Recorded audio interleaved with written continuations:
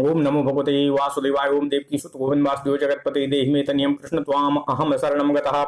ओम नमः शिवाय। ओम नमः शिवाय। ओम नमः शिवाय। अथ श्री शिव महापुराण विद्वेश्वर संहिता अथ षोडशो अध्यायः। मृत्तिका आदि से निर्मित देव प्रतिमाओं के पूजन की विधि, उनके लिए नैवेद्य का विचार, पूजन के विभिन्न उपचारों का फल, विशेष मास, वार, तिथि एवं नक्षत्रों के योग में पूजन का विशेष फल तथा लिंग के वैज्ञानिक स्वरूप का विवेचन। ओम नमः शिवाय। ओम नमः शिवाय। ओम नमः शिवाय। ओम नमो भगवते वासुदेवाय। ओम देवकी सुत गोविंद वासुदेव जगतपते देहि मे तनियम कृष्ण त्वाम अहम शरणम गतः। ओम नमः शिवाय। ओम नमः शिवाय। ओम नमः शिवाय। ऋषयः ऊचु पार्थिव प्रतिमा पूजा विधानम ब्रूहि सत्तम येन पूजा विधानेन सर्वाभीष्टोमवाप्यते। सूतवाचो सुसाधु पृष्टं युष्माभिः सदा सर्वार्थदायकं सद्यो दुःखस्य शमनं शृणुत प्रब्रवीमि वः।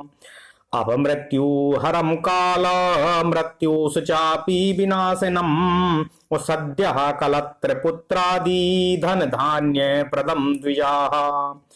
अन्नादि भोज्यं वस्त्रादि सर्वमुत्पद्यते यतः ततो मृदादि प्रतिमा पूजाभीष्ट प्रदा भुवि।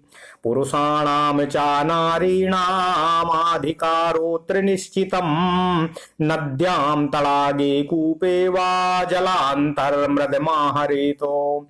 संशोध्य गन्धचूर्णेनोपेशयित्वा सुमण्डपे हस्तेन प्रतिमां कुर्यात् क्षीरेण चासु संस्कृताम्। अंग प्रत्यंग कोपेतामायुधैश्च समन्विताम् पद्मासनस्थितां कृत्वा पूजायेदादरेण च। विघ्नेशादित्य विष्णूनामव्यायाश्च शिवस्य च शिवस्य शिवलिंगं च सर्वदा पूजयेत् द्विजः। षोडशैरूपचारैश्च कुर्यात् तत्फल सिद्धये पुष्पेण प्रोक्षणं कुर्यादभिषेकं समन्त्रकम्। साल्यन्नेनैव नैवेद्यं सर्वं कुडवमानतः गृहे तु कुडवं ज्ञेयं मानुषे प्रस्थमिष्यते। गृहे तु कुण्डवं ज्ञेयं मानुषे प्रस्थमिष्यते। ओम नमः शिवाय। दैवे प्रस्थत्रयं योग्यं स्वायंभोः प्रस्थपञ्चकम् एवं पूर्णफलं विद्यादधिकं वै द्वयं त्रयम्। सहस्त्रपूजया सत्यं सत्यलोकं लभेत् द्विजा। ओम नमः शिवाय। ओम नमः शिवाय। ओम नमः शिवाय। ओम नमो भगवते वासुदेवाय। ओम देवकी सुत गोविंद वासुदेव जगतपते देहि मे तनियं कृष्ण त्वाम अहम शरणं गता। सहस्त्रपूजया सत्यं सत्यलोकं लभेत् द्विजः। द्वादशाङ्गुलमायायं द्विगुणं च ततोऽधिकम्। प्रमाणमङ्गुलस्यैकं तद्ऊर्ध्वं पञ्चकत्रयम्। अयोदारुकृतं पात्रं शिवमित्युच्यते बुधैः। तदष्टभागः प्रस्थः स्यात् तच्चतुष्टकुण्डवं मतम्। 10 प्रस्थं शतप्रस्थं सहस्रप्रस्थमेव च। जलतैलादिगन्धानां यथा योग्यं च मानतः अमानुषार्थ स्वयंभूनां महापूजेतु कथ्यते। अभिषेकादात्मशुद्धिर्गन्धपुण्यामवाप्मये आयुस्तृप्तिश्च नैवेद्याद् धूपादर्थमवाप्यते। दीपाञ्ज्ञानमवाप्नोति ताम्बूलाद् भोगमाप्नुयात् तस्मात् स्नानादिकं षट्कं प्रयत्नेन प्रसादयेत्। नमस्कारो जपश्चैव सर्वाभीष्टप्रदा बुभो पूजान्ते च सदा कार्यो भोगमोक्षार्थी निर्भरैः। सम्पूज्य मनसा पूर्वं कुर्यात् तत् सदा नरः देवानां पूजया चैव तल्लोकमवाप्नुयात्। तद्वान्तरलोके च यथेष्टं भोग्यमाप्यते तद्विशेषान् प्रवक्ष्यामि शृणुत श्रद्धया द्विजाः। विघ्नेश पूजया सम्यग् भूर्लोके भीष्टमाप्नुयात् शुक्रवारे चतुर्थ्याञ्चोऽसिते श्रवण भाद्रके भिषग्रक्षे धनुर्मासे विघ्नेशं विधिवद्यजेत् शतं पूजा सहस्त्रम वा तत्संख्यादके नैर्व्रजेतो। ओम नमः शिवाय। देवाग्नि श्रद्धया नित्यं पुत्रदं चेष्टदं नृणां सर्व पापो प्राशमनं तद्बुद्धिर्नाशनम्। वार पूजां शिवादीनामात शुद्धि प्रदां विदुः तिथि नक्षत्र योगानामाधारं सार्वकामिकम् तथा वृद्धि क्षया भावात् पूर्ण ब्रह्मात्मकं विदुः उदयादुदयं वारो ब्रह्म प्रभृति कर्मणामो तिथ्यादौ देव पूजा हि पूर्ण भोग प्रदा नृणां पूर्वभागः पितॄणां तु निशि युक्तः प्रशस्यते परभागस्तु देवानां दिवा युक्तः प्रशस्यते उदव्यायापि निग्राह्या मध्याह्ने यदि सा तिथि देवकार्ये तथा ग्राह्या तिथिकारिक्षादिका शुभा असंव्या विचार्य वारादीन कुर्यात् पूजा जपादिकम् पूजायते ह्यनेनेति वेदेष्वर्थस्य योजना भूर्गो फल सिद्धिश्च जायते तेन कर्मणां मनोभावांस्तथा ज्ञानामिष्ट भोगार्थ योजनात् पूजा शब्दार्थ एवं हि विस्तृतो लोक वेदयोः नित्यं नैमित्तिकं कालात् सद्य काम्येष्वनुष्ठिते नित्यं मासं च पक्षं च वर्षं चैव यथाक्रमम् तत्कर्मो फल प्राप्तिस्तादृक्पापक्षय क्रमात्। ओम नमः शिवाय। ओम नमः शिवाय। ओम नमः शिवाय। ओम नमः शिवाय। ओम नमः महागणपते पूजा चतुर्थ्याम कृष्ण पक्ष के पक्ष पापो क्षयकरी पक्ष भोग फल प्रदाः चैत्रे चतुर्थ्याम पूजा चाकृता मास फल प्रदा वर्ष भोग प्रदा गेया कृता वै सिंह भाद्रके श्रवणादित्यवारे चा सप्तम्याम हस्तभेदिने माघ शुक्ले चा सप्तम्यामादित्य यजनं चरेत् ज्येष्ठ भाद्रक सौम्ये चा द्वादश्याम श्रवणार्चके कृतं श्री विष्णु यजनामिष्ट संपत्करं विदुः श्रावणे विष्णु यजनमिष्टारोग्यप्रदं भवेतो गवादीर द्वादशानार्थान् संगान् दत्त्वा तु यत् फलम् तत् फलं समवाप्नोति द्वादश्याम विष्णुर्तर्पणातो द्वादश्याम द्वादशान् विप्रान् विष्णुर्द्वादश नामतः षोडशैरूपचारैश्च यजे तत्प्रीतिमाप्नुयातो एवं च सर्वदेवानां तद्द्वादश नामकैः द्वादश ब्रह्म यजनम् तत्प्रीतिकरं भवेतो कर्कटे सोमवारे च नवम्यां मृगशीर्षके अम्बां यजेद् भूतिकामः सर्वभोग फलप्रदाम् अश्वायुक्षुक्लनवमी सर्वाभीष्ट फलप्रदाः आश्वायुक्षुक्लनवमी सर्वाभीष्ट फलप्रदाः आदिवारे चतुर्दश्यां कृष्णपक्षे विशेषताम् आर्द्रायां च महार्द्रायां शिवपूजा विशिष्यते माघ कृष्ण चतुर्दश्यां सर्वाभीष्ट फलप्रदाः आयुष्करी मृत्युहरा सर्वसिद्धिकरी नृणां ज्येष्ठ मासे महार्द्रायां चतुर्दशी दिनेऽस्पि च मार्गशीर्षार्द्रकायां वा षोडशैरूपचारकैः तत्तन्मूर्ति शिवं पूज्य तस्य वै पाददर्शनम् शिवस्य यजनं गेयं भोग मोक्षप्रदं नृणां वारादिदेव यजनं कार्तिके हि विशिष्यते कार्तिके मासी संप्राप्ते सर्वान् देवान्यये कार्तिके मासी संप्राप्ते सर्वान् देवान्यजेद बुधः दानेन तपसा होमैर्जपेन नियमेन च षोडश रूपचारैश्च प्रतिमा विप्रमन्त्रकैः ब्राह्मणानां भोजनेनो निष्कामार्ति हरो भवेत्। कार्तिके देव यजनम सर्वा भोग प्रदम भवेत् व्याधीनाम हरणम चैव भवेद् भूतो ग्रहक्षयः। कार्तिकादित्यवारेषु नृणामादित्य पूजनात् तैलकार्पासदानात् तुः भवेत् कुष्ठादि संक्षया। हरित कीमरीचीनाम वस्त्र क्षीरादि दानतः ब्रह्म प्रतिष्ठया चैव क्षय रोगाक्षयो भवेतो।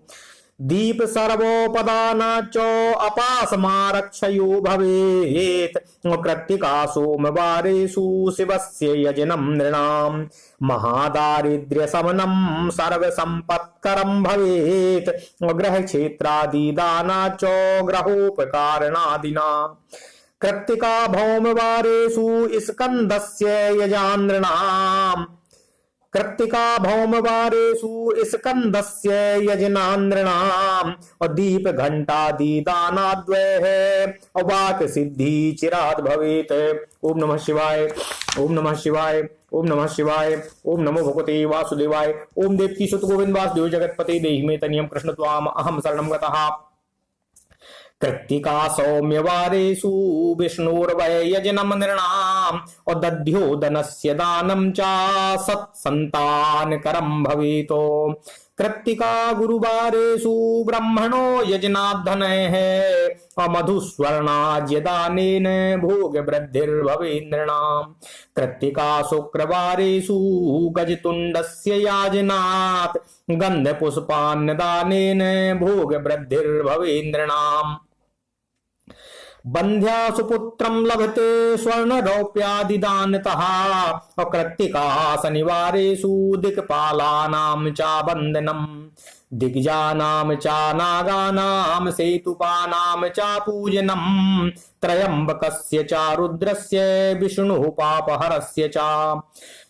ज्ञानदं ब्रह्मणश्चैव धन्वन्तर्या विष्णुस्तथा रोगापमृत्युहरणं तत्काल व्याधि शान्तिदम् लवणायसतैलानां मासादीनां च दानतः और त्रिकटुफलगन्धानां जलादीनां च दानतः द्रवणानां कठिनानां च प्रस्थानेन द्रवणानां कठिनानां च प्रस्थेन फलमानतः और स्वर्ग प्राप्तिर्धनुर्मासे ह्यसु काले च पूजनम् शिवादीनां च सर्वेषां क्रमाद्वै सर्वसिद्धये और शाल्यन्नस्य हविष्यस्य नैवेद्यं शस्त्रमुच्यते।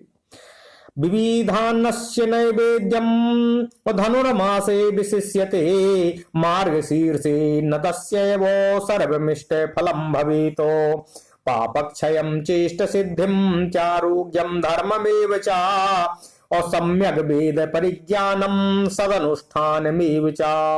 इहामुत्रो महाभोगानन्ते योगं च शाश्वतं वेदांत ज्ञान सिद्धिं च मार्गशीर्षान्नतो लभेत। ओम नमः शिवाय, ओम नमः शिवाय। मार्गशीर्षे ह्युष्काले दिनत्रयं थापि च मार्गशीर्षे ह्युष्काले दिनत्रयं थापि च यजेद देवान् भोगकामो नाथ नुर्मासिको भवेतो। यावत् संगवकालं तु धनुर्मासो विधीयते धनुर्मासे निराहारो मासमात्रं जितेन्द्रियः। आमध्याह्नं जपेद विप्रो गायत्रीं वेदमातरम् पंचाक्षरादिका मंत्रन्त्रा पश्चादा सुप्तिकं जपेतो। ज्ञानं लब्ध्वा च देहान्ते विप्रो मुक्तिमवाप्नुयातो। अन्येषां नरनारीणां तृष्णानेन जपेन च सदा पंचाक्षरस्यैव विशुद्धं ज्ञानमाप्यते इष्टमन्त्रान् सदा जप्त्वा महापापोक्षयं लभेतो धनुर्मासे विशेषेण महानैवेद्यमाचरेत् सालितान्नुलभारेण मरीच प्रस्थकेन च गणनाद द्वादशं सर्वम् अमध्वाज्याकुडवेन हि द्रोणयुक्तेन मुदगेन द्वादशव्यञ्जनेन च घृतपक्वैरपूपैश्च मोदकैः शालिकादिभिः द्वादश्चैव दधिक्षीरैर्दशन् प्रस्थकेन च नारिकेलफलादीनां तथा गणनया सह द्वादशक्रमुकैर्युक्तम् षड्त्रिंशत्पत्रकैर्युतम् कर्पूरखुरचूर्णेन पञ्चसौगन्धिकैर्युतम् ताम्बूलयुक्तं तु यदा महानैवेद्यलक्षणम् महानैवेद्यमेतद्वै देवतार्पणपूर्वकम् वर्णानुक्रमपूर्वेण तद्भक्तेभ्यः प्रदापयेतो एवं 14 नैवेद्यान् भूमौ राष्ट्रपतिर्भवेत् महानैवेद्यदानेन नरः स्वर्गमवाप्नुयात् महानैवेद्यदानेन सहस्रेण द्विजर्षभाः सत्यलोकं चातल्लोके पूर्णमायुर्वाप्नुयात् सहस्राणां चात्रिंशत्याः महानैवेद्यदानतः तद्धूर्ध्वलोकमाप्यैव नः पुनर्जन्म भाग भवेत्। ओम नमः शिवाय, ओम नमः शिवाय, ओम नमः शिवाय, ओम नमो भगवते वासुदेवाय, ओम देवकी सुत गोविंद वासुदेव जगत्पति देहि मे तन्यं कृष्ण त्वाम अहम शरणं गतः। सहस्राणां च षड्त्रिंशज्जन्म नैवेद्यमीतिरम् तावन्नैवेद्यदानं तु महापूर्णं तदुच्यते। महापूर्णस्य नैवेद्यं जन्म नैवेद्यमिष्यते जन्म नैवेद्यदानेन पुनर्जन्म न विद्यते। ऊर्जे मासी दिने पुण्ये जन्म नैवेद्यमाचरेत् संक्रांति पात जन्मरक्षौ पौर्णमस्यादि संयुते। अब्द जन्म दिने कुर्यात् जन्म नैवेद्यमुत्तमम् मासान्तरेषु जन्म रक्षौ पूर्णयोग दिनेऽपि च मेलने चासनैर्वापि तावत् सहस्रमाचरेत् जन्म नैवेद्यदानेन जन्मार्पण फल लभेत जन्म नैवेद्यदानेन जन्मार्पण फलम लभेतो। जन्मार्पणाच्छवः प्रीता स्वासायुज्यं ददाति इदं तज्जन्म नैवेद्यं शिवस्यैव प्रदापयेतो। योनिलिंगस्वरूपेण शिवो जन्म निरूपकः तस्मात् जन्मो निवृत्त्यर्थं जन्म पूजा शिवस्य हि। बिंदुनादात्मकं सर्वं जगत स्थावर जंगमम् बिंदुः शक्ति शिवो नादः शिव सात्यात्मकं जगतो। नादाधारमिदं बिंदुर्बिंद्वाधारमिदं जगत जगताधारभूतो हि बिंदुनादो व्यवस्थितो। बिंदुनादयुतं सर्वं सकलीकरणं भवेत् सकलीकारणात् जन्मो जगत् प्राप्नोत्यसंशयम्। बिंदुनादात्मकं लिंगं जगत् कारणमुच्यते बिंदुर्देवी शिवो नादः शिवलिंगं तु कथ्यते। तस्मात् जन्म निवृत्त्यर्थं शिवलिंगं प्रपूजयेत्। माता देवी बिंदुरूपा नादरूपा शिवा पितः पूजिताभ्यां पित्राभ्यां तु परमानंद एव हि अपरमानंदलाभार्थं शिवलिंगं प्रपूजयेत्। ओम नमः शिवाय। सा देवी जगतां माता सा शिवो जगतः पिता पित्रो शुश्रूषके नित्यं कृपाधिक्यं हि वर्धते। कृपयान्तर्गतैश्वर्यं पूजकस्य ददाति हि तस्मादन्तर्गतानन्दो लाभार्थं मुनिपुंगवा। पितृमात्रो स्वरूपेण शिवलिंगं प्रपूजयेत्। भर्गः पुरुषरूपो हि भर्गः प्रकृतिरुच्यते। अव्यक्तान्तरधिष्ठानं गर्भं पुरुषः उच्यते। असुभक्त्यान्तरधिष्ठानं सुव्यक्तान्तरधिष्ठानं गर्भः प्रकृतिरुच्यते।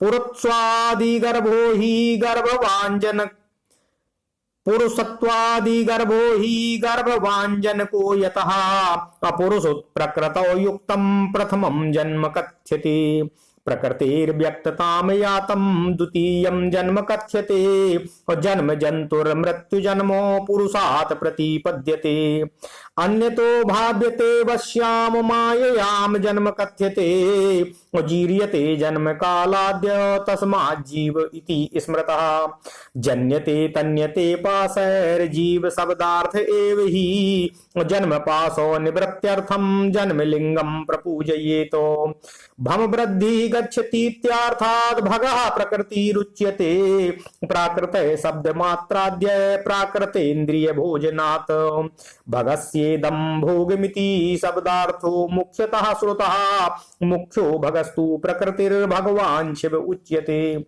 भगवान् भोगदाता हि नान्यो भोग प्रदायकः भगवा स्वामी भग स्वामी चा भगवान गर्भ इत्युच्यते बुधैः भगेन सहितं लिंगम भगम लिंगेन संयुतम और इहा मूत्र चा भोगार्थम नित्य भोगार्थमेव चा भगवन्तं महादेवं शिवलिंगं प्रपूजयेत लोग प्रसविता सूर्यास्त चिन्हं प्रसवाद भवेतो लिंगे प्रसूति कर्तारं लिंगिनं पुरुषो यजेत लिंगार्थ गमकं चिन्हं लिंगमित्याभिधीयते लिंगमर्थं हि पुरुषं शिवं गमयतीत्यतः और शिव शक्त्योश्च चिन्हश्च मेलनं लिंगमुच्यते और स्वाचिन्ह पूजनात् प्रीतो चिन्ह कार्यं नावीयते चिन्ह कार्यं तु जन्मादि जन्माद्यम्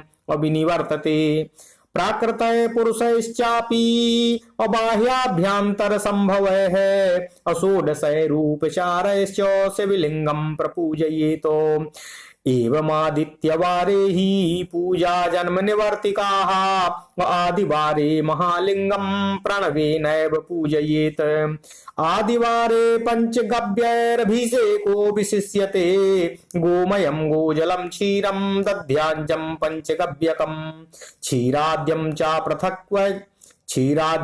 पृथक् चैव मधुना चेक्षुरा सारकैः क्षीराद्यं चा पृथक् चैव मधुना चेक्षुसारकैः अगव्य क्षीरान्य नैवेद्यं प्रणवेनैव कारयेत् प्रणवं ध्वनिलिंगं तु नादलिंगं स्वयंभुवः प्रणवं ध्वनिलिंगं तु नादलिंगं स्वयंभुवः बिंदुलिंगं तु यंत्रं स्यान्माकारं तु प्रतिष्ठितम् उकारं चरलिंगं स्यादकारं गुरुविग्रहम् औषधलिंग पूजया नित्यं जीवन मुक्तो न संशयः शिवस्य भक्त्या पूजा हि जन्म मुक्ति करी नृणाम् और रुद्राक्ष धारणात् पादोमर्धं वै भूति धारणम् त्रिपादं मंत्र जप्या च पूजया पूर्ण भक्तिमान शिवलिंगं चा भक्तं चा पूजित मोक्षं लभे नरः यह इमं पठते ध्यायं शृणुयाद्वा समाहिता तस्यैव शिवभक्तैश्च वर्धते सुदृढ़ा द्विजाः। ओम नमः शिवाय ओम नमः शिवाय ओम नमः शिवाय ओम नमो भगवते वासुदेवाय ओम देवकी सुत गोविंद वासुदेव जगत्पते देहि मे तन्यं कृष्ण त्वाम अहं शरणं गतः इति श्री शिव महापुराणे प्रथमायाम विद्वेश्वर संहितायाम पार्थिव पूजा प्राकारादि वर्णनम नाम षोडशो अध्यायः। इस प्रकार श्री शिव महापुराण के अंतर्गत प्रथम विद्वेश्वर संहिता में पार्थिव पूजा आदि का प्रकार वर्णन नामक 16वां अध्याय पूर्ण हुआ। ओम नमः शिवाय ओम नमः शिवाय ओम नमः शिवाय ओम नमो भगवते वासुदेवाय ओम देवकी सुत गोविंद वासुदेव जगत्पते देहि मे तन्यं कृष्ण त्वाम अहं शरणं गतः। ओम नमः शिवाय ओम नमः शिवाय ओम नमः शिवाय ओम नमः शिवाय। अब हिंदी अर्थ का पाठ करते हैं। ओम नमः शिवाय ओम नमः शिवाय। ओम अथ श्री शिव महापुराण विद्वेश्वर संहिता षोडशो अध्यायः। मृत्तिका आदि से निर्मित देव प्रतिमाओं के पूजन की विधि, उनके लिए नैवेद्य का विचार, पूजा के विभिन्न उपचारों का फल विशेष मास, वार, तिथि एवं नक्षत्रों को योग में पूजन का विशेष फल तथा लिंग के वैज्ञानिक स्वरूप का विवेचन। ओम नमः शिवाय, ओम नमः शिवाय, ओम नमः शिवाय। ओम नमो भगवते वासुदेवाय। ओम देवकी सुत गोविंद वासुदेव जगतपते देहि में तनियम कृष्ण त्वाम अहम शरणम गतः। ओम नमः शिवाय। ऋषिगण बोले, हे साधु शिरोमणे, अब आप पार्थिव प्रतिमा के पूजन का वह विधान बतलाइए जिस पूजा विधान से समस्त अभीष्ट वस्तुओं की प्राप्ति हो संभव हो। ओम नमः शिवाय। सूत जी बोले, हे महर्षियों, तुम लोगों ने बहुत उत्तम बात पूछी है। पार्थिव प्रतिमा का पूजन सदा संपूर्ण मनोरथों को देने वाला है तथा दुख का तत्काल निवारण करने वाला है। मैं उसका विशेष वर्णन करता हूं, कृपया ध्यान देकर सुने। हे द्विजो, यह पूजा अकाल मृत्यु को हरने वाली है तथा काल और मृत्यु का भी नाश करने वाली है। यह शीघ्र ही स्त्री, पुत्र, धन, धान्य को प्रदान करने वाली है। इसलिए पृथ्वी आदि की बनी हुई देव प्रतिमाओं की पूजा इस भूतल पर अभीष्ट फलदायक मानी गई है। निश्चय ही इसमें पुरुषों का और स्त्रियों का भी अधिकार है। ओम नमः शिवाय। नदी, पोखरे अथवा कुएं में प्रवेश करके पानी के भीतर से मिट्टी ले आएं। तत्पश्चात गंध चूर्ण के द्वारा उसका संशोधन करके शुद्ध मंडप में रखकर उसे महीन बनाएं तथा हाथ से प्रतिमा बनाएं और दूध से उसका सम्यक संस्कार करें। उस प्रतिमा में अंग प्रत्यंग अच्छी तरह प्रकट हुए हों तथा वह सब प्रकार के अस्त्र शस्त्रों से संपन्न बनाई गई हो। तदनंतर उसे पद्मासन पर स्थापित करके आदर पूर्वक उसका पूजन करें। गणेश, सूर्य, विष्णु, दुर्गा और शिव जी की प्रतिमा का एवं शिव जी के शिवलिंग का द्विज को पूजन करना चाहिए। पूजन जनित फल की सिद्धि के लिए 16 उपचारों द्वारा पूजन करना चाहिए। ओम नमः शिवाय। पुष्प से प्रोक्षण और मंत्र पाठ पूर्वक अभिषेक करें। अगहनी के चावल से नैवेद्य तैयार करें। सारा नैवेद्य एक कुंडव लगभग पाव भर होना चाहिए। नैवेद्य का मतलब प्रसाद से है। घर में पार्थिव पूजन के लिए एक कुंडव और बाहर किसी मनुष्य द्वारा स्थापित शिवलिंग के पूजन के लिए एक प्रस्थ सेर भर मतलब लगभग 1 किलो नैवेद्य तैयार करना आवश्यक है, ऐसा जानना चाहिए। देवताओं द्वारा स्थापित शिवलिंग के लिए 3 सेर नैवेद्य अर्पित करना उचित है एवं स्वयं प्रकट हुए लिंग के लिए 5 सेर। ऐसा करने से पूर्ण फल की प्राप्ति समझनी चाहिए। इससे द्विगुना या तिगुना करने पर और अधिक फल प्राप्त होता है। इस प्रकार सहस्त्र बार पूजन करने से द्विज सत्यलोक को प्राप्त होता है। ओम नमः शिवाय, ओम नमः शिवाय, ओम नमः शिवाय। ओम नमो भगवते वासुदेवाय। ओम देवकी सुत गोविंद वासुदेव जगतपते देहि में तनियम कृष्ण त्वाम अहम शरणम गतः। 12 अंगुल चौड़ा, इससे दूना और 1 अंगुल अधिक अर्थात 25 अंगुल लंबा तथा 15 अंगुल ऊंचा जो लोहे या लकड़ी का बना हुआ पात्र होता है उसे विद्वान पुरुष शिव कहते हैं। उसका 8वां भाग प्रस्थ कहलाता है जो 4 कुड़ों के बराबर माना गया है। मनुष्य द्वारा स्थापित शिवलिंग के लिए 10 प्रस्थ, ऋषियों द्वारा स्थापित शिवलिंग के लिए 100 प्रस्थ और स्वयंभू शिवलिंग के लिए 1 सहस्त्र प्रस्थ नैवेद्य निवेदन किया जाए तथा जल, तैल आदि एवं गंध द्रव्यों की भी यथा योग्य मात्रा रखी जाए तो यह उन शिवलिंगों की महापूजा बतलाई गई है। ओम नमः शिवाय। देवता का अभिषेक करने से आत्मशुद्धि होती है, गंध से पुण्य की प्राप्ति होती है, नैवेद्य अर्पण करने से आयु बढ़ती है और तृप्ति होती है तथा धूप निवेदन करने से धन की प्राप्ति होती है।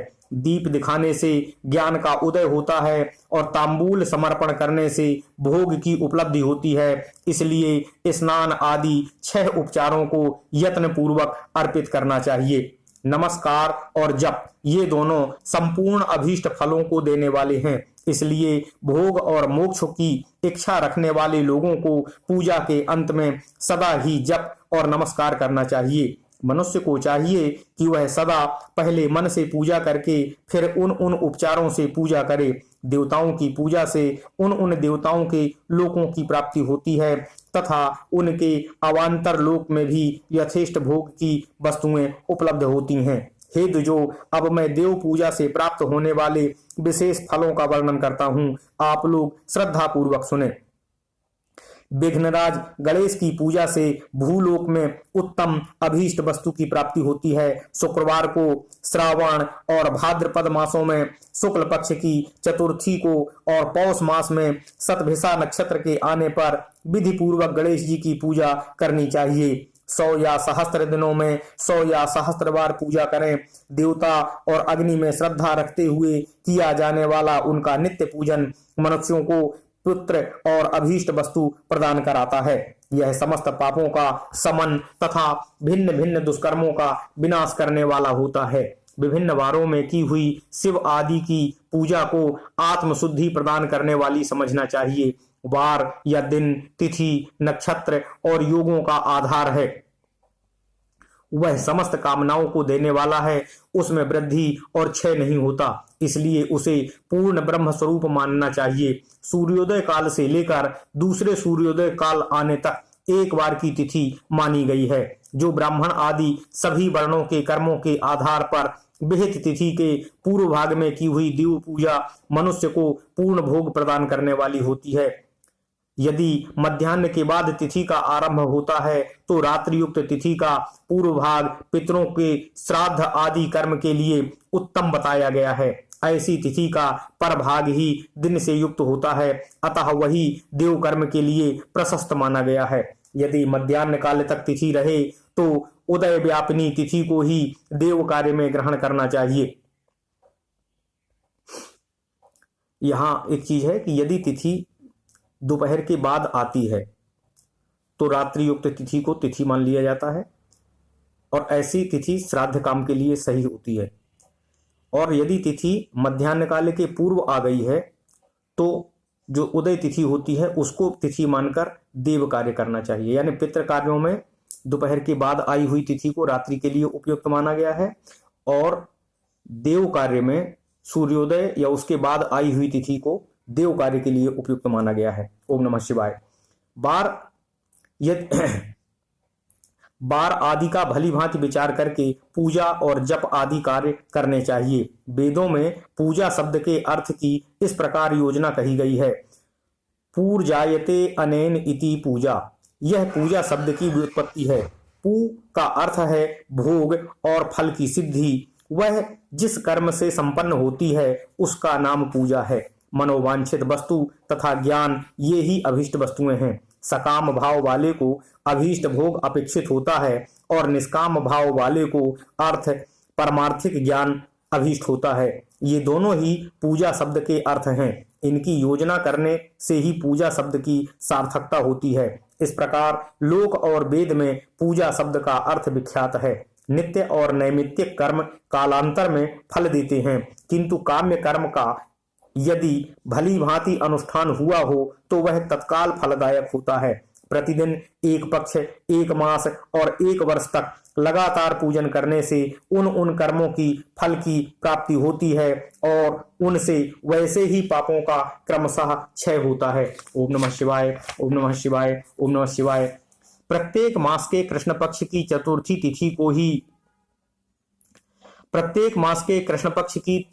तिथि को की हुई महागणपति की पूजा एक पक्ष के पापों का नाश करने वाली और एक पक्ष तक उत्तम भोग रूपी फल देने वाली होती है। चैत्र मास में चतुर्थी को की हुई गणेश जी की पूजा एक मास तक किए गए पूजन का फल देने वाली होती है और जब सूर्य सिंह राशि पर स्थित हो उस समय भाद्रपद मास की चतुर्थी को की हुई गणेश जी की पूजा एक वर्ष तक मनोवांछित भोग प्रदान करने वाली होती है। इसी समय गणेश जी की प्रतिमा का 15 दिनों के लिए स्थापन कार्य भी किया जाता है। वह एक वर्ष के लिए फल देने वाली होती है। ओम नमः शिवाय। श्रवण मास के रविवार को हस्त नक्षत्र से युक्त सप्तमी तिथि को तथा माघ शुक्ला सप्तमी को भगवान सूर्य का पूजन करना चाहिए। श्रवण मास के रविवार को हस्त नक्षत्र से युक्त सप्तमी तिथि को तथा माघ शुक्ला सप्तमी को भगवान सूर्य का पूजन करना चाहिए। ज्येष्ठ तथा भाद्रपद मासों के बुधवार को श्रवण नक्षत्र से युक्त द्वादशी तिथि को तथा केवल द्वादशी को भी किया गया भगवान विष्णु का पूजन अभीष्ट संपत्ति को देने वाला माना गया है। श्रवण मास में की जाने वाली श्री हरि की पूजा अभीष्ट मनोरथ और आरोग्य प्रदान करने वाली होती है। अंगों एवं उपकरणों सहित पूर्वोक्त गौ आदि 12 वस्तुओं का दान करने से जिस फल की प्राप्ति होती है उसी को द्वादशी तिथि में आराधना द्वारा श्री विष्णु की तृप्ति करके मनुष्य प्राप्त कर लेता है।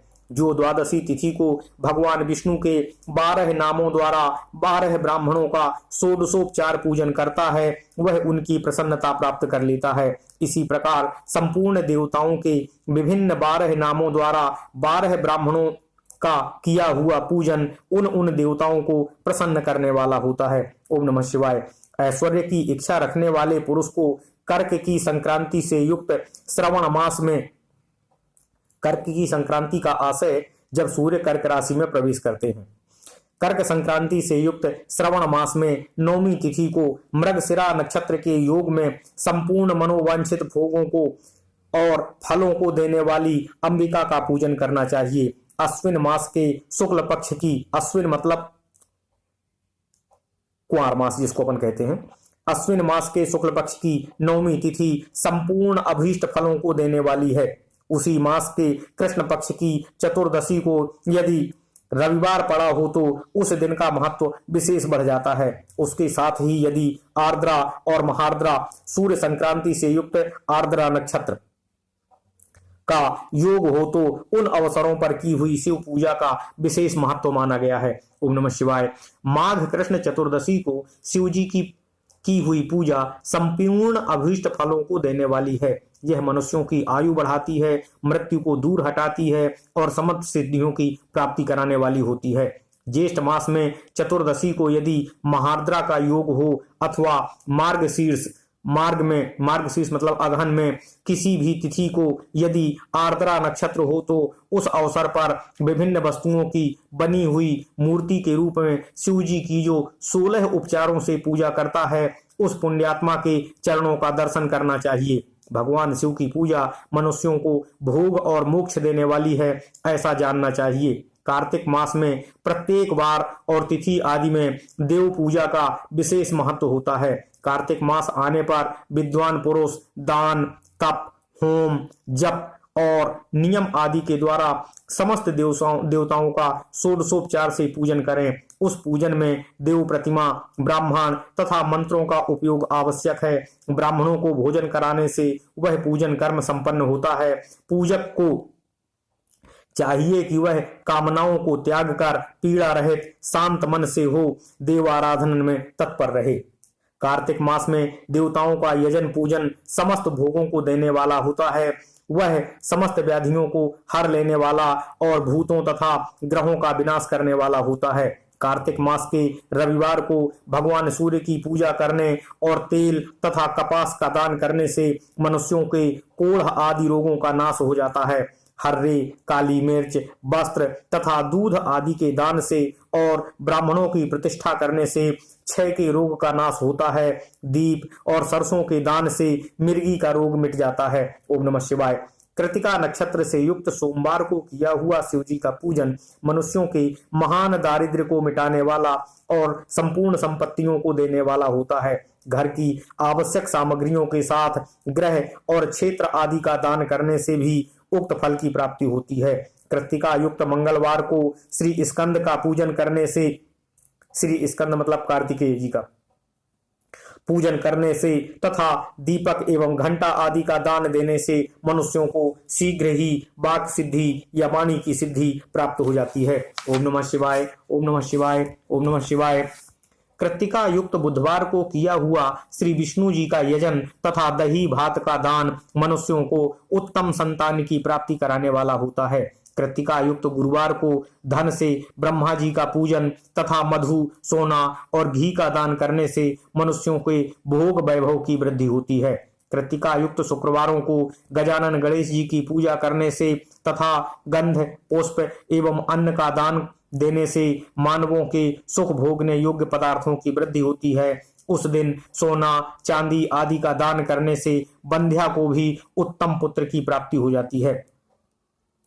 कृतिका युक्त शनिवारों को दिक्पालों की वंदना, दिग्गजों, नागों, सेतुपालों का पूजन और त्रिनेत्रधारी रुद्र तथा पापहारी विष्णु का पूजन ज्ञान की प्राप्ति कराने वाला होता है। ब्रह्मा, धन्वंतरी एवं दोनों अश्विनी कुमारों का पूजन करने से रोग और अपमृत्यु का निवारण होता है और तात्कालिक व्याधियों की शांति हो जाती है।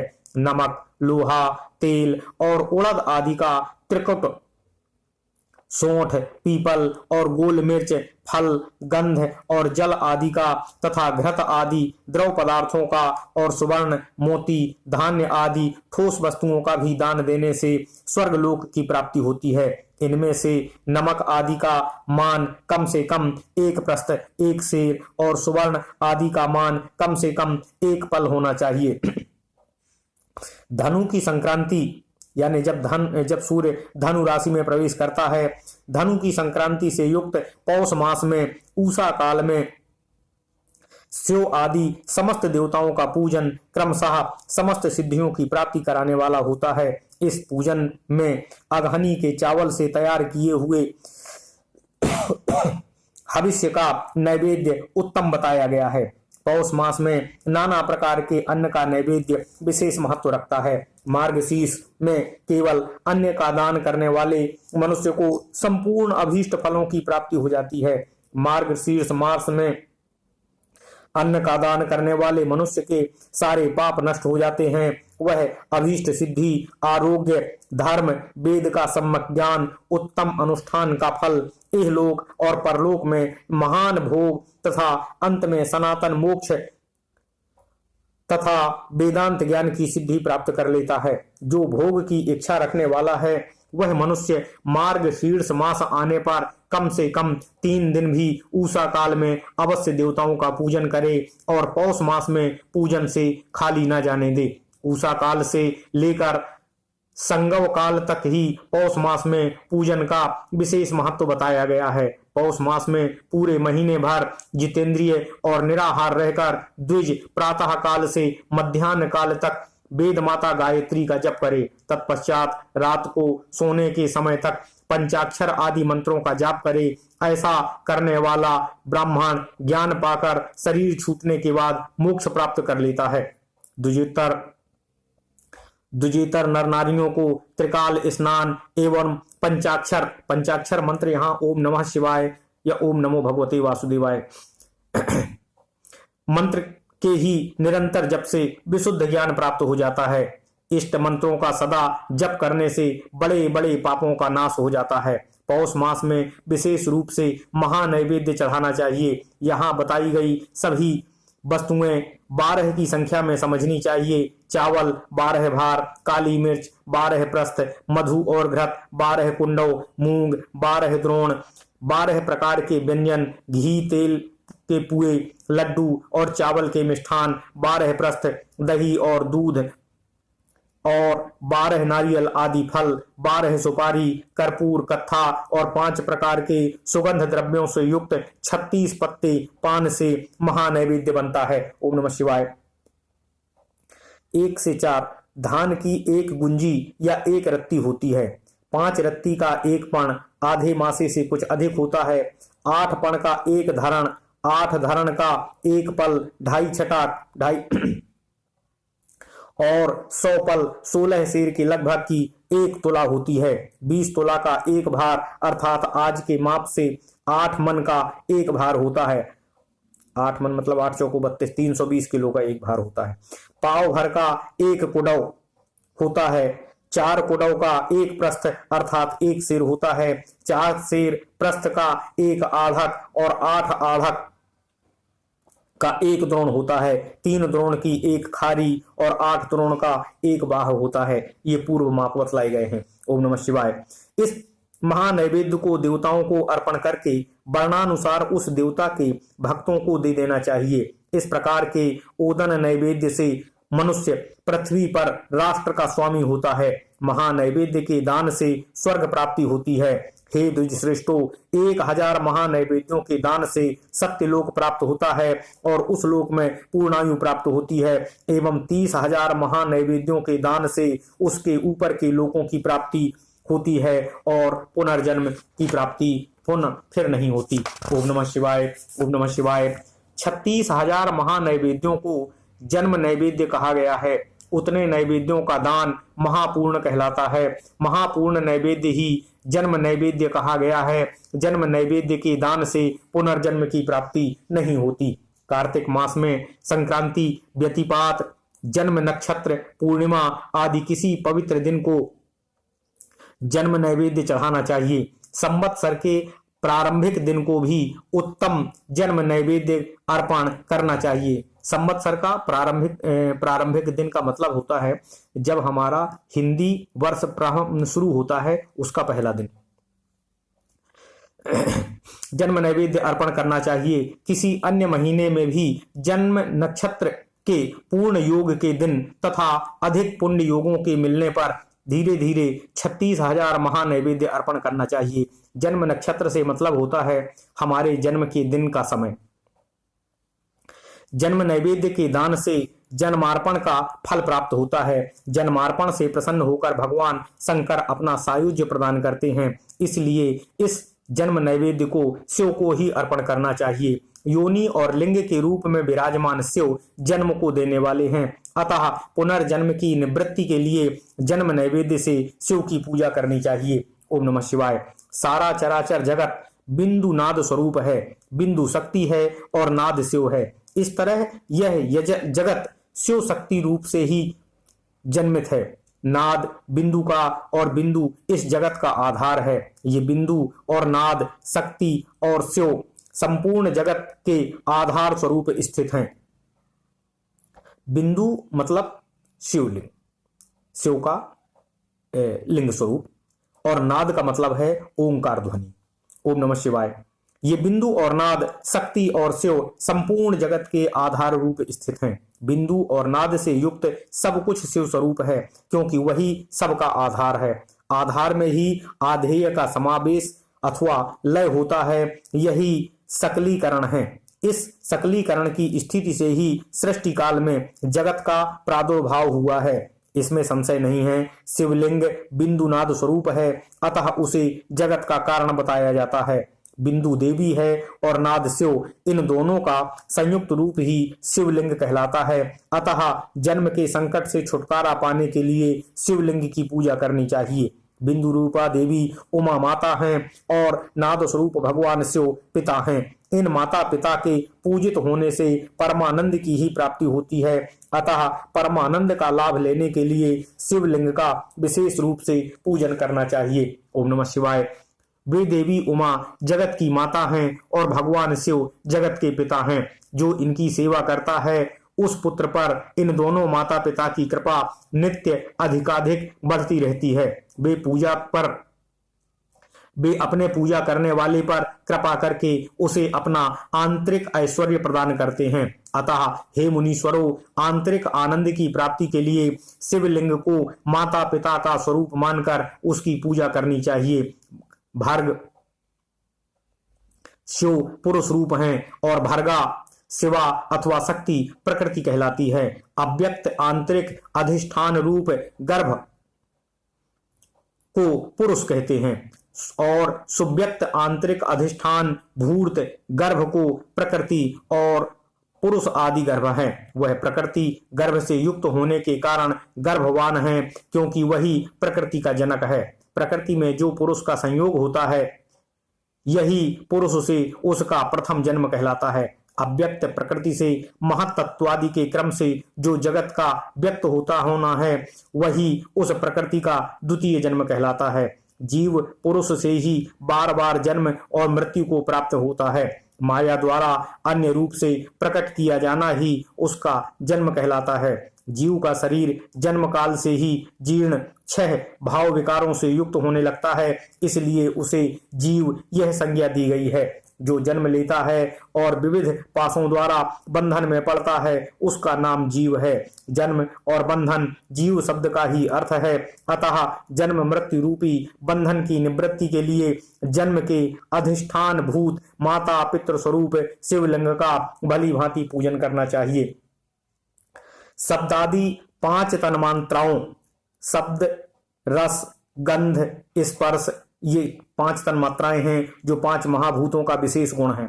शब्दादि 5 तन्मात्राओं तथा पंचेंद्रियों 5 इंद्रियां के विषय ग्रहण करने से भा अर्थात वृद्धि को गच्छित अर्थात प्राप्त होता है। इसलिए भग शब्द का अर्थ प्रकृति है। भोग ही भग का मुख्य शब्दार्थ है। मुख्य भग प्रकृति है और भगवान शिव कहे गए हैं। ओम नमः शिवाय। भगवान ही भोग प्रदान करते हैं, दूसरा कोई नहीं दे सकता। भग प्रकृति का स्वामी भगवान ही विद्वानों द्वारा भर्ग कहा जाता है।